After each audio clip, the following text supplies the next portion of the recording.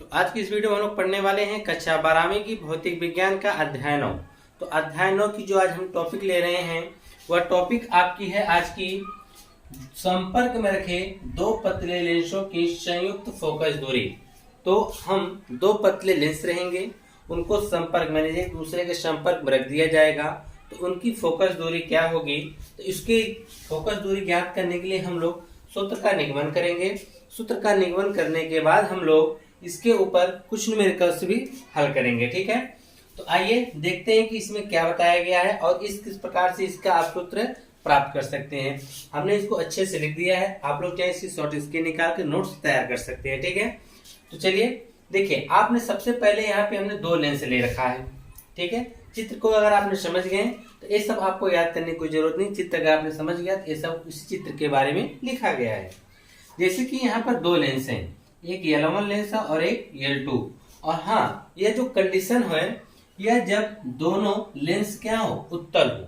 ठीक है, अभी हम लोग उत्तल के बारे में पढ़ रहे हैं कि जब दोनों लेंस कैसे हो, उत्तल हो। इसके बाद हम दूसरी टॉपिक इसी की ही पढ़ेंगे, जब एक उत्तल लें और एक अवतल लेंस ले लें तब उसकी फोकस दूरी क्या होगी, मुख्य जो जिसकी संयुक्त फोकस दूरी। तो यहाँ पे हम दो उत्तल लेंस ले लिए हैं जिसका नाम हमने L1 और L2 लिया है। ठीक है, और इस L1 और L2 को एक दूसरे के परस्पर सटा के क्या किया गया है, रख दिया गया है। और यह जो दोनों लेंस हैं, यह जो आपकी मुख्य अक्ष इसको बोला जाता है। ये जो रेखा आप देख रहे हैं ना, इसको मुख्य अक्ष कहा जाते हैं। इसी एक ही मुख्य अक्ष पर दोनों लेंसों को क्या किया गया है, रख दिया गया है। और लेंस के बाईं तरफ एक बिंदु O है जहां पे वस्तु को स्थित है। ठीक है, बिंदु O पे वस्तु क्या है, स्थित है। अब वस्तु से चलने वाली प्रकाश किरणें, ठीक है, यहाँ से वस्तु चलने वाली प्रकाश किरणें लेंस से क्या करते हैं, लेंस से होकर जाती हैं तो अपने मार्ग से विचलित हो जाती हैं। तो कैसे किस प्रकार से होता है हम आपको बताते हैं। ठीक है, तो देखिए क्या किया गया है कि यहाँ पे आपको सबसे पहले हम यह कल्पना करेंगे कि यहाँ पर सिर्फ L1 लेंस है, L2 लेंस नहीं है। पहले मान लीजिए कि यहाँ पर सिर्फ कौन सा लेंस है, L1 है, L2 लेंस यहाँ पे अनुपस्थित, मतलब L2 लेंस है ही नहीं। जब L2 लेंस नहीं होगा तो यहाँ वस्तु O से जब कोई प्रकाश किरणें जाएंगी तो वस्तु प्रकाश किरणें जाने के बाद लेंस क्या हो जाती हैं, अपवर्तित हो जाती हैं। तो अपवर्तित होती तो वह यहाँ से जाने के बाद यह जाके कहाँ पे टकराती, फिर आई डैश पे टकराती। यानी कहाँ टकराती, आई डैश पे टकराती। कब, जब यहाँ पे सिर्फ L1 लेंस होता तब। लेकिन क्या हो रहा है, यहाँ पे इसके जस्ट बगल में एक और लेंस रखा हुआ है जो इस प्रकाश किरणों को और ही मुख्य को क्या कर दे रहा है, मोड़ दे रहा है। जैसे यहाँ से चला, यहाँ से इसको सीधे निकल के यहाँ चले जाना चाहिए था, लेकिन यहाँ ना जाके फिर जैसे यहाँ आया दूसरे लेंस में प्रवेश किया तो यह भी इसको क्या कर दी, अपवर्तित करने के बाद इसको लाके बाद आई डैश पे मिला दी है। तो आप कह सकते हैं कि जब हम लोग L1 लेंस की बात करेंगे उसके लिए वस्तु तो O ही रहेगा, लेकिन इसके लिए प्रतिबिंब कहाँ बनेगा, आई डैश पे बनेगा। किसके लिए, L1 के लिए। जब आपका L2 लेंस भी आ जाएगा, यानी L1 और L2, तो दोनों लेंस हो जाएंगे। दोनों लेंस जब हो जाएंगे, एक दूसरे के संपर्क में रखे रहेंगे, तब O का वस्तु का जो प्रतिबिंब कहाँ बनेगा, आई पर बनेगा। ठीक है, और देखिए हम लोग क्या करते हैं, पहले लेंस से जो वस्तु की दूरी इसको हमने व्यक्त किया है U से। किससे व्यक्त किया है, U से। और पहले लेंस से जो हमने प्रतिबिंब हमारा आई डैश में बन रहा है उसकी दूरी को हमने व्यक्त किया है V डैश से।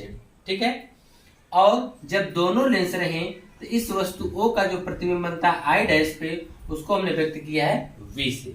ठीक है, चित्र तो आपको क्लियर हो गया होगा कि दो पतले लेंस L1 और L2 हैं। जब सिर्फ L1 लेंस रहेगा, L2 नहीं रहेगा, सिर्फ L1 लेंस रहेगा तो O का प्रतिबिंब कहाँ पे बनेगा, आई डैश पे बनेगा। लेकिन जब L1 L2 दोनों लेंस रहेंगे तब O का प्रतिबिंब कहाँ बनेगा, आई पर बनेगा। इसी चीज को यहाँ पे लिखा गया है। तो आइए देखिए क्या लिखा गया है। आपने लिखा यहाँ पे है कि माना दो पतले उत्तल लेंस, तो दो पतले उत्तल लेंस हैं L1 व L2 वायु में एक दूसरे के संपर्क में एक ही मुख्य अक्ष पर स्थित है। ठीक है, तो आप देखेंगे कि एक ही, देखिए L1 और L2 हैं, दोनों उत्तल लेंस है और दोनों एक ही मुख्य अक्ष पे क्या है, स्थित हैं। वही कहा गया ना, एक दूसरे से संपर्क में मुख्य अक्ष पर क्या है, स्थित है। ठीक है, अब कहा गया इनकी फोकस दूरियां क्रमशः f1 और f2 हैं। हम मान लेते हैं कि जब यह लेंस और इनकी फोकस दूरी होगी तो L1 की जो फोकस दूरी f1 और L2 की फोकस दूरी हमने f2 मान लिया है। ठीक है, तो वही बताया गया कि इनकी जो फोकस दूरियां हैं क्रमशः f1 और f2 है। ठीक, आगे बताया जा रहा है कि माना एक बिंदु वस्तु O मुख्य अक्ष पर पहले लेंस L1 के सामने U दूरी पे रखा गया है। अब हम मान लेते हैं जो यहाँ पर एक कोई बिंदु O है। ठीक है, जो लेंस L1 से बाईं तरफ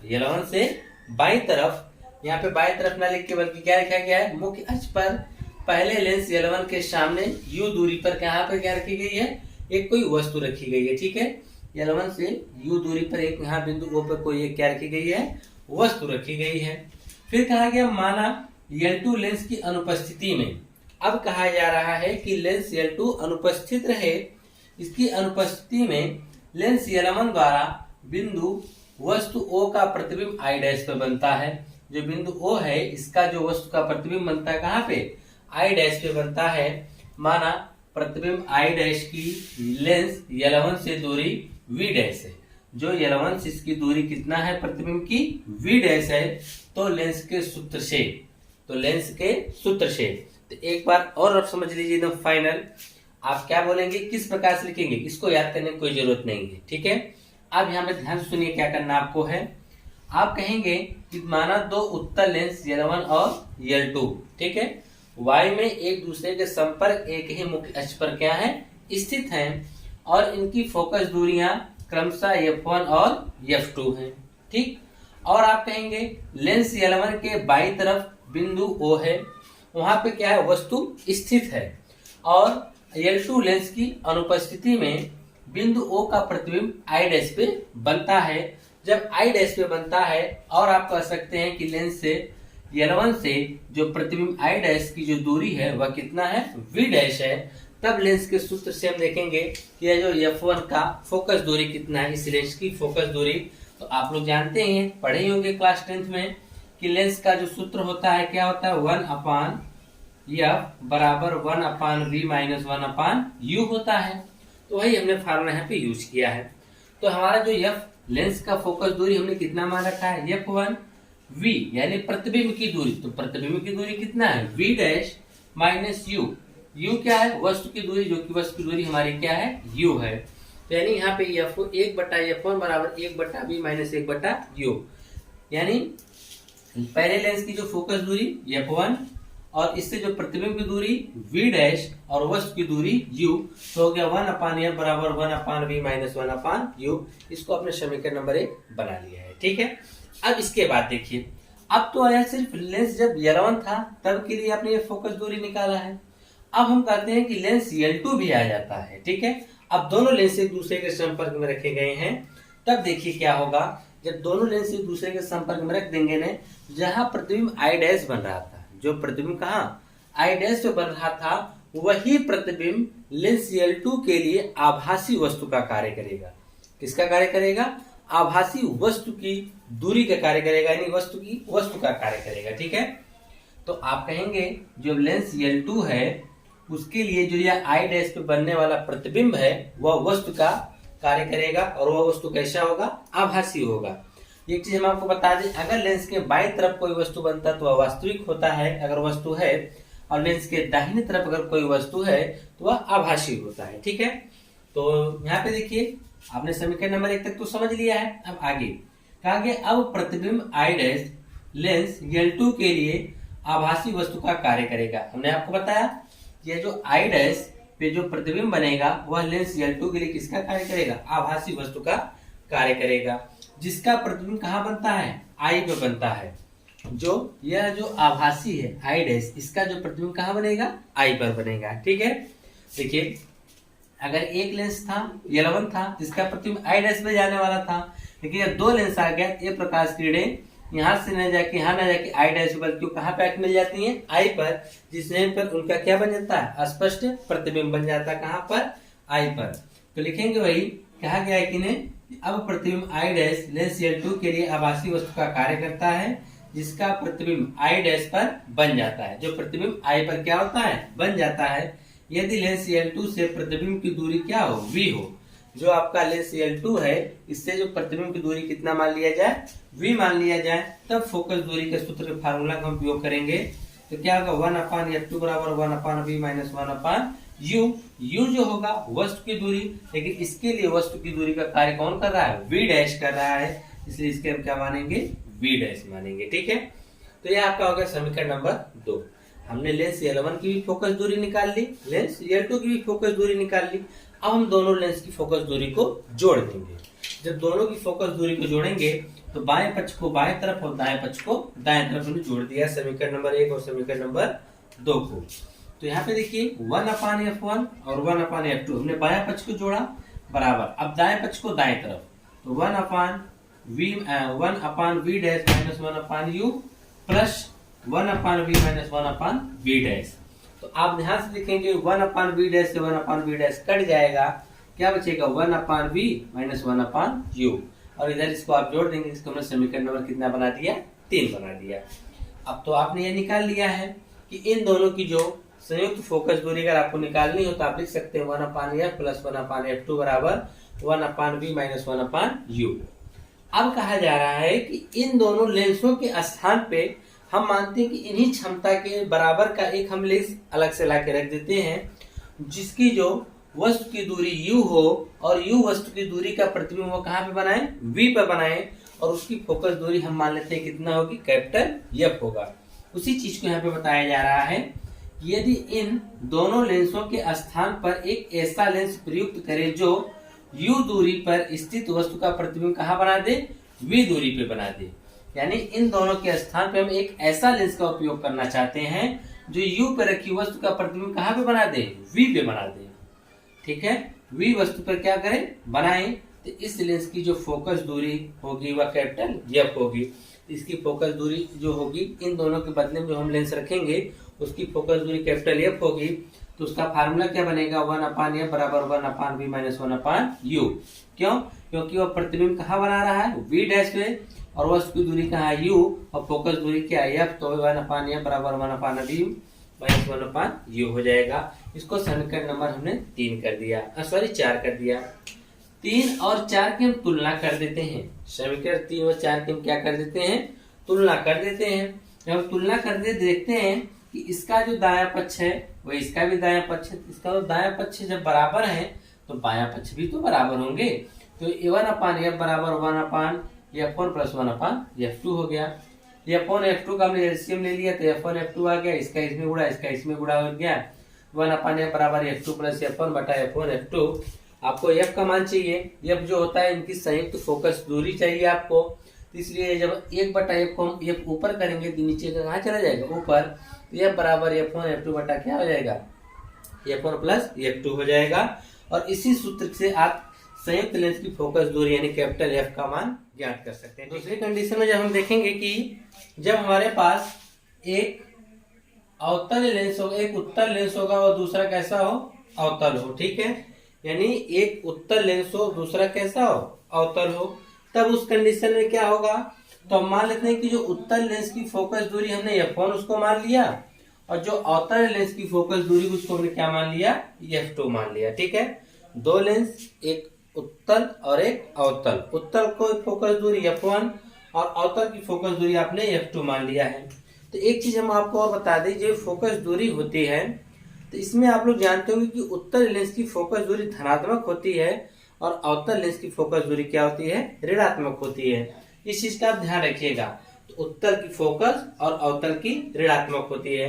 तो आपने अभी एक फार्मूला सिद्ध किया कि 1/f बराबर 1/f1 प्लस 1/f2, इसी को सिद्ध किया ने। इसी की सहायता से हम लोग अब यह निकालेंगे कि जब एक उत्तल लेंस हो दूसरा अवतल हो तब इनकी संयुक्त फोकस दूरी क्या होती है, इसी सूत्र से हम लोग निकालेंगे। तो यहाँ पर मैंने रखा 1/f बराबर 1/f1, f1 प्लस में रहेगा क्योंकि यह उत्तल लेंस है, उत्तल लेंस की फोकस दूरी क्या होती है, धनात्मक होती है। जबकि दूसरा जो हमारा है अवतल लेंस है उसकी फोकस दूरी क्या होती है, ऋणात्मक। तो यहाँ पर हमने देखिए दूसरा जो हमारा अवतल लेंस है उसकी फोकस दूरी हमने किस में रखा है, ऋणात्मक में रखा है। तो 1/f बराबर 1/f1 प्लस माइनस क्या हो जाएगा, माइनस 1/f2 हो जाएगा। 1/f बराबर इसका एलसीएम लेंगे तो क्या आएगा, f1 f2, इसका इधर गुणा होगा, इसका इधर गुणा हो जाएगा, f2 माइनस f1 आ जाएगा, यानी 1/f बराबर f2 माइनस f1 बटा f2 आ गया। आपको f का मान चाहिए इसलिए ऊपर करेंगे तो ये भी ऊपर हो जाएगा और ये कहाँ जाएगा, नीचे, यानी f बराबर f1 f2 बटा क्या आ गया, f2 माइनस f1 आ जाएगा। ठीक है, अब यह तो हो गया आपका जब एक उत्तल हो और एक अवतल हो। लेकिन अब इसमें देखिए कुछ कंडीशन भी हैं। यदि आपका f1 और f2 यानी f1 का फोकस दूरी f2 की अपेक्षा क्या हो, ज्यादा हो, तब f का जो मान आएगा वो कैसा आएगा, ऋणात्मक आएगा। कैसा आएगा, ऋणात्मक। कब, जब उत्तल लेंस की फोकस दूरी अधिक होगी और अवतल लेंस की फोकस दूरी कम होगी, तब जो कैपिटल एफ, जो संयुक्त फोकस एफ आएगा उसका मान ऋणात्मक आएगा। ऋणात्मक क्यों आएगा, देखिए f2 का मान तो कम रहेगा, f1 का मान ज्यादा रहेगा।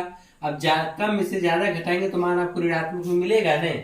जब आपको मान ऋणात्मक में मिलेगा तो f का मान ऋणात्मक होगा, तब यह जो संयुक्त, इनका जो संयुक्त लेंस होगा अवतल और उत्तल का, वह किस आधार पर कार्य करेंगे, तो इनका जो संयुक्त लेंस होगा वह अवतल लेंस की भांति कार्य करेंगे। किसके भांति कार्य करेंगे, अवतल लेंस की भांति। कब, जब f1 का मान ज्यादा होगा और f2 का मान कम, तब जो f का मान यह ज्यादा होगा या कम होगा तो f का मान कैसा मिलेगा, ऋणात्मक मिलेगा।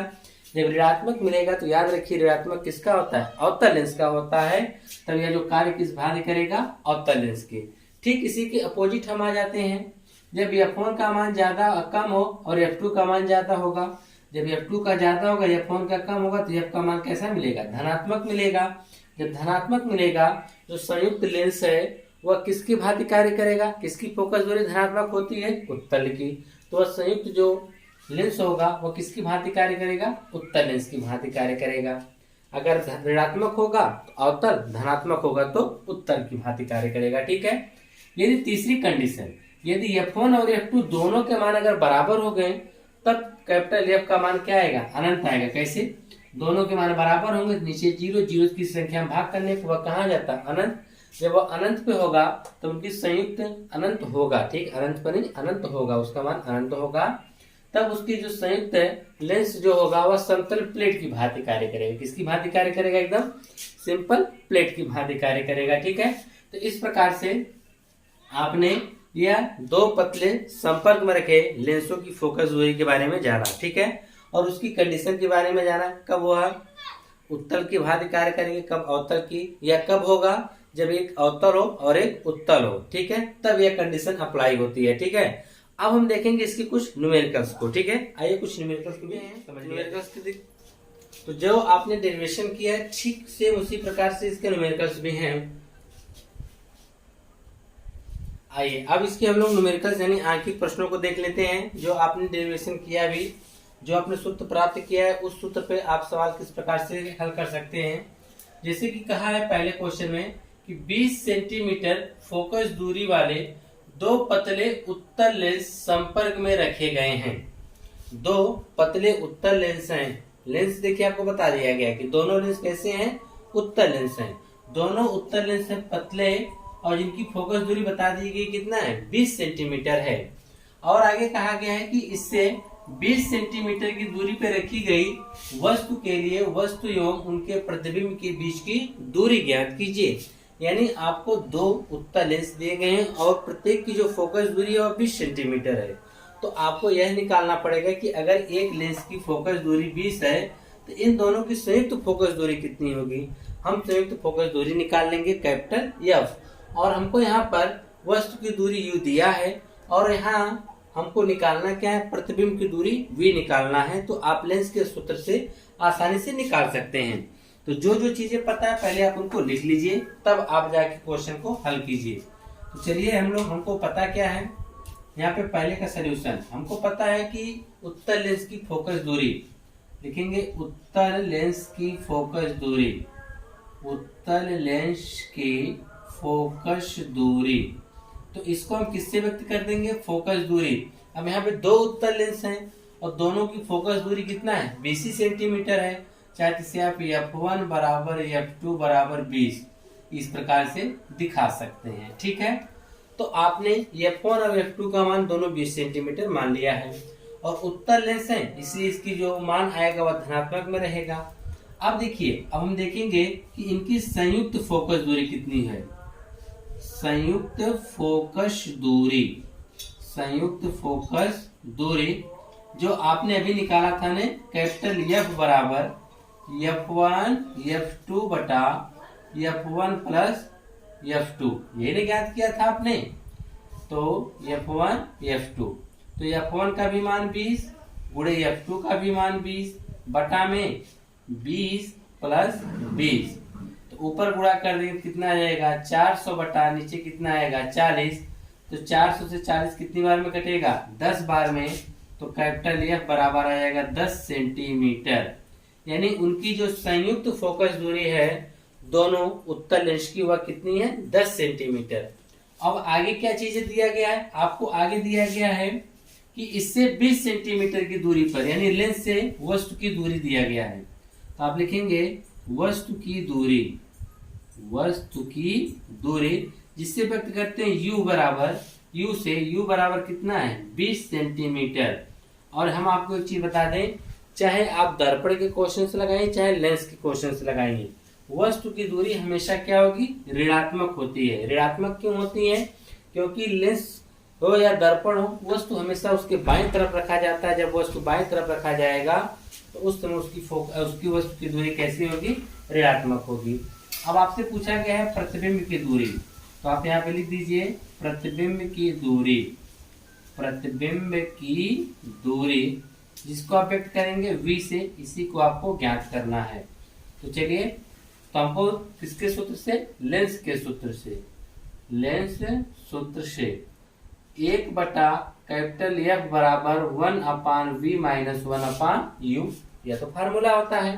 तो कैपिटल F का मान 10 है, 1 बटा 10 बराबर 1 बटा V का तो मान निकालना है माइनस 1 बटा U, तो U का मान आप देखिए कितना है, U का मान -20 है, तो यहाँ पे आप -20 कर दीजिए। तो 1 बटा 10 बराबर 1 बटा V है, माइनस माइनस प्लस 1 बटा कितना हो गया 20।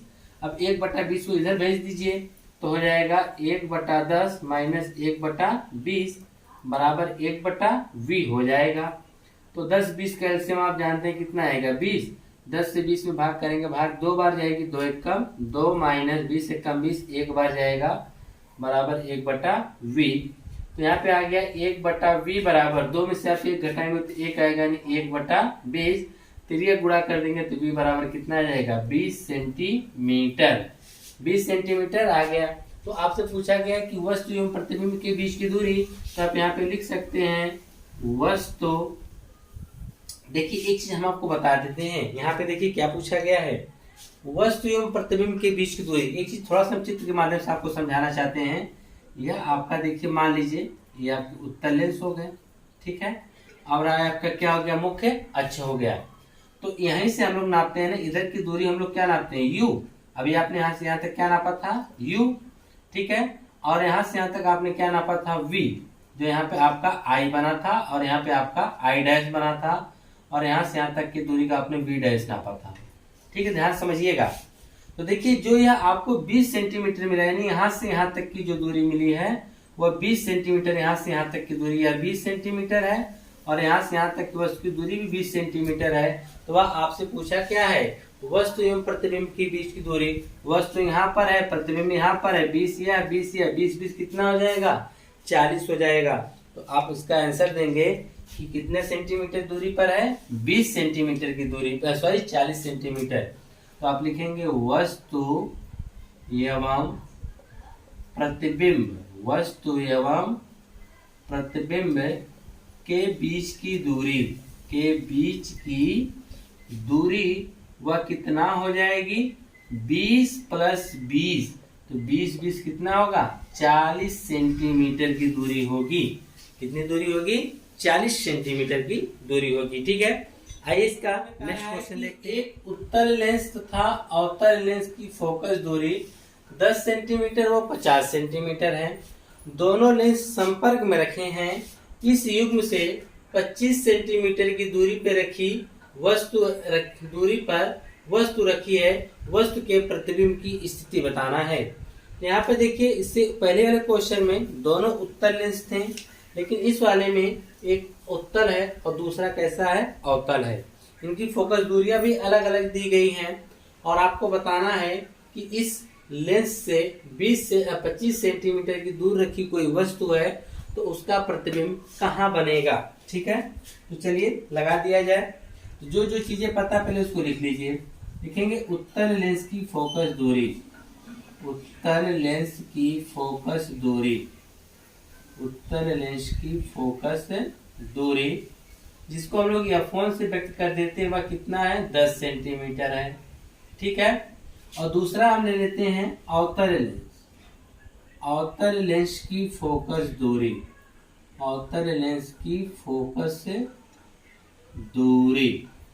ठीक है, जिसको आप व्यक्त करेंगे F2 से, और F2 देखिए अवतल लेंस की दूरी को हम लोग किसमें लेते हैं, ऋणात्मक में, तो -50 सेंटीमीटर हो जाएगा। ठीक है, अब आपको इसमें देखिए यहाँ पे थोड़ा सा आपको दिक्कत आ सकती है। दिक्कत क्या है कि आप लोग गलती अक्सर कर देंगे। अब आपको हमने एक अभी डेरिवेशन करवाया कि उत्तल लेंस हो और एक अवतल लेंस हो, तब उसके लिए संयुक्त फोकस दूरी का जो सूत्र आपने लिखा था F1 F2 बटा F2 माइनस F1। ठीक है, आपने यह लिखा कब, जब एक उत्तल हो और एक अवतल लेंस हो। लेकिन उसमें एक चीज आपने ध्यान दिया होगा, जो हमने F2 लिया था यह किसके लिए लिया था, अवतल के लिए। उस समय हमने अवतल के मान को ही ऋणात्मक कर दिया था, पहले ही ऋणात्मक कर दिया था। अब एक बार फिर ऋणात्मक हम यहाँ करके रखेंगे तो हमारा क्वेश्चन गलत हो जाएगा। ठीक है, तो हमने इसमें ऋणात्मक मान के पहले से रखा था। कैसे, हमने उत्तल के लिए F1 लिया था धनात्मक, और F2 के हमने क्या लिया था, ऋणात्मक लिया था ना। ऋणात्मक हमने पहले ही ले लिया था। अगर हम फार्मूले से लगाएंगे तब इस माइनस को आपको नहीं लिखना पड़ेगा, क्योंकि यह जो F2 है वह ऑलरेडी माइनस में है, तो अब 50 सेंटीमीटर लिखना पड़ेगा। अगर आप इस फार्मूले से लगाना चाहते हैं 1/F बराबर 1/F1 प्लस 1/F2, तब आपको F2 का मान क्या रखना पड़ेगा, ऋणात्मक। अगर इस फार्मूले से लगाएंगे तब तो ऋणात्मक रखना पड़ेगा, इस फार्मूले से लगाएंगे तब क्या रखना पड़ेगा, धनात्मक रखना पड़ेगा। क्यों, क्योंकि हम आपने F2 को पहले ही ऋणात्मक मान लिया ना है। आप लोग वीडियो पीछे करके देख लीजिए, वहां पे आपने इसी क्वेश्चन, इसी डेरिवेशन को करते समय अवतल को आपने -F2 का नाम दिया है, माइनस पहले ही ले लिया है। तो इसकी न्यूमेरिकल्स में जब लगाएंगे तो माइनस नहीं लेंगे। ठीक है, सीधे मान को रखेंगे। तो हम लोग फार्मूले से लगा रहे हैं, जिसकी वजह से माइनस यहाँ से क्या करेंगे, हटा देंगे। क्यों, क्योंकि F2 हमारा पहले से ही माइनस में है। तब लिखेंगे इनकी, क्या लिखेंगे, हाँ इनकी संयुक्त फोकस, संयुक्त फोकस। और हाँ हम बता देते हैं कि यह जो कंडीशन है सिर्फ इसी क्वेश्चन के लिए अप्लाई हो रहा है, जो इस टाइप के क्वेश्चन हो जिसमें एक अवतल हो दूसरा उत्तल हो। ठीक है, अवतल को हमने ऑलरेडी पहले से माइनस मान के इस डेरिवेशन को किया था। अगर आप 1/F1 बराबर 1/F1 प्लस 1/F2 से लगाने जाएंगे तब आपको इसको ऋणात्मक रखना पड़ेगा, क्योंकि वहां पे आपने F2 को ऋणात्मक नहीं माना है। ठीक है, तो संयुक्त फोकस दूरी कैपिटल F बराबर F1 F2 बटा F2 माइनस F1। हम ऑलरेडी इसमें F2 में माइनस छिपा हुआ है। ठीक है, हमने यहाँ पे ऑलरेडी माइनस मान के इसका डेरिवेशन किया है। तो F1 का मान कितना है, 10 गुणे F2 का मान कितना है, 50 बटा F2 का मान कितना है, 50 माइनस F1 का मान 10। तो कर देंगे कितना हो जाएगा, 500 बटा 40। एक जीरो से जीरो कट जाएगा, तो यह F बराबर आ रहा है। तो F बराबर आ जाएगा, 2 से भी काट सकते हैं हम, 2 से काटेंगे तो 25 बार में, 2 से काटेंगे 2 बार में, यानी 25/2 सेंटीमीटर। आपको तो यह पता चल गया, इनकी जो संयुक्त फोकस दूरी होगी वह 25/2 सेंटीमीटर होगी। और भी चीजें पता है कि जो इस 25 सेंटीमीटर की दूरी पर रखी गई वस्तु है, यानी वस्तु की दूरी u बराबर, देखिए वस्तु की दूरी सदैव ऋणात्मक में रखते हैं, इसलिए क्या होगा, -25 सेंटीमीटर होगा। तो पूछा गया है प्रतिबिंब की स्थिति, यानी प्रतिबिंब की दूरी आपको बताना है। लिखेंगे प्रतिबिंब की दूरी, जिसको व्यक्त किससे करते हैं, v से। आपको v का मान बताना है, तो लगा दीजिए फार्मूला लेंस का, 1/F बराबर 1/v माइनस 1/u। तो 1/f, f का मान 25/2 है, तो आपने 25/2 रख दिया, बराबर ये मेन बटा है, याद रखिएगा। 1/v माइनस 1/u, u का मान कितना है -25 है, 2 कहाँ चला जाएगा ऊपर, तो 2/25 बराबर 1/v। यह देखिए माइनस माइनस क्या हो जाएगा प्लस, 1 बटा कितना आ जाएगा 25 आ जाएगा, कितना आ जाएगा 1/25 आ जाएगा। अब इसके बाद देखिए क्या करना पड़ेगा आपको, इसको सॉल्व जब करेंगे तो 25 1/25 को इधर लेके आएंगे, 2/25 इधर लेके आएंगे, क्या आएगा -1/25 बराबर में क्या आएगा 1/v। तो हर बराबर तो अंश घट जाएगा, 2 में से 1 घटाएंगे तो कितना आ जाएगा 1/25 बराबर 1/v, तो ये गुणा कर देंगे तो v बराबर कितना आएगा 25 सेंटीमीटर, कितना आ जाएगा 25 सेंटीमीटर। पूछा वस्तु के प्रतिबिंब की स्थिति, तो आप बता सकते हैं लेंस से प्रतिबिंब की दूरी v बराबर 25 सेंटीमीटर। तो इस प्रकार से आज की इस वीडियो में इतना ही, मिलते हैं नेक्स्ट वीडियो में नेक्स्ट टॉपिक के साथ।